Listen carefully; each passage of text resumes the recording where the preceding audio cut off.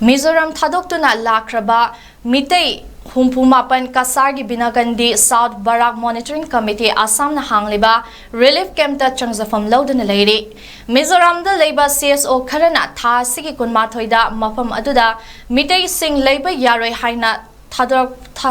thokpa warol gi matung ina state aduda mahai masing tamba yangna tongan ba sinfam da thabak tawba singna lakna khibani. Monitoring Committee ki President Khaidem Kantana hai tha asi kunithoida Mizoram gi irang asiga mari leinana Binakandi South Barak asida Rilief Camp ama hangjabani. Mizoram gi tongan ba mafam da leiriba singna phone tawrakna makhoi gi leifam pinana ba camp asi sinbani. Lakibur gi tongan ba CSO singna punsilaga semba Monitoring Committee asida hauzik fawbada karigumba mating amata pirakpa leitri. Committee members singna Khaigat naraga chana thangnaba sinjabani kem asida tengbang pibiningba sing taramna okli haike.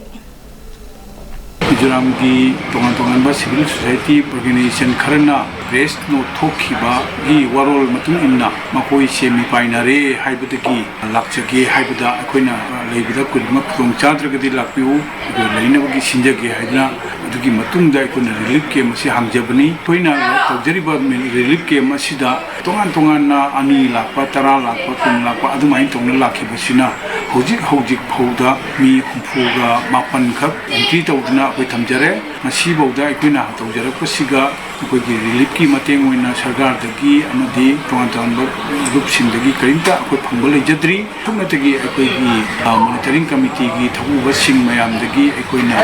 akoi gi collection tawjaba contribution sing duna chana thaknaba sinjabani.